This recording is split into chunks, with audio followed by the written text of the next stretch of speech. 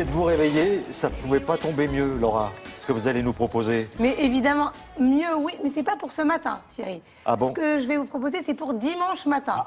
On regarde quelques images, c'est une nouvelle application qui s'appelle Sunday et qui est dédiée à la livraison de croissants et de viennoiseries uniquement le dimanche matin.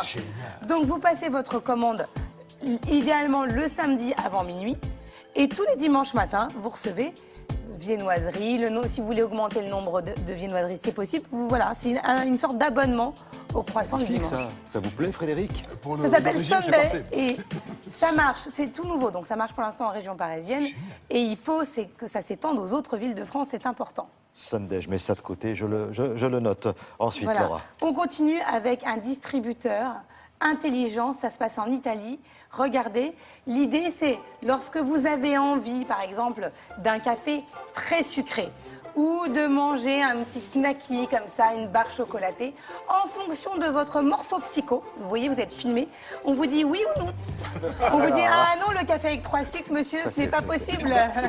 Ça, c'est magnifique. Et vous pouvez aller encore plus loin en postant votre ordonnance et en la reliant avec la machine. Mais uniquement avec votre... Voilà, c'est pas possible. Non, possible. Un café sans sucre. Non, très bien, très belle idée. Alors, un service communautaire à présent. Ça se passe aux États-Unis, mais c'est assez intelligent. On regarde quelques images. Ça s'appelle Carry et le principe, c'est vous partez, Thierry, par exemple, vous voyagez, vous allez à New York, vous avez de la place dans vos valises. Plutôt que de laisser cette place libre, pourquoi ne pas vous connecter avec quelqu'un qui a besoin d'apporter quelque chose aux États-Unis lui aussi. Et donc, au lieu de payer le prix fort et d'envoyer par le biais classique vos colis, vous vous servez d'un réseau de voyageurs. On va rester quand même prudent et on vérifie avant quand même. Évidemment, tout est vérifié. Il y a des destinations, il faut faire un peu attention. Dès qu'il y aura une affaire de drogue, on reparlera de ce site. Je ne veux pas avoir de problème. C'est très sûr. Vous vérifiez avant ce qu'on vous donne. Bien sûr, bien sûr. Vous demandez à vérifier, vous avez le droit. Le site s'appelle Carry. CA2RY. Parfait. Évidemment, vous vérifiez, Thierry, c'est tout de suite Non, là. mais c'est lui, c'est Frédéric qui j'ai senti une inquiétude dans ses yeux. Ça dépend de la Et destination. détrompez-vous, parce que souvent, c'est la pensée qu'on a, et c'est très rare, finalement. Le pourcentage de produits douteux et retirés de ces transports, c'est beaucoup moins important qu'on l'imagine. C'est ce que vous avez l'esprit très mal placé. Voilà. On continue avec quelque chose qui va vous... Merci beaucoup. Voilà, la boule à neige.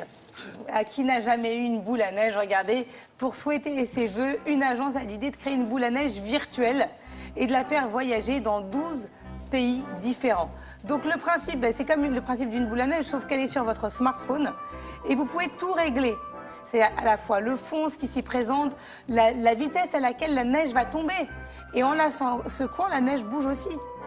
D'accord, ça c'est déjà... Et vous pouvez à votre tour l'envoyer comme carte de vœux. C'est original. original.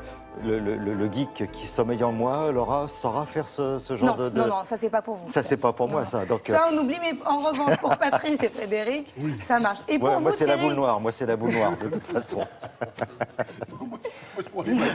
Alors pour moi, Donc pour vous, regardez, je ne sais pas si vous êtes amateur de bière, mais c'est un objet qui peut vous intéresser à offrir. Regardez, j'ai trouvé ça très amusant, ça c'est aussi créé aux États-Unis.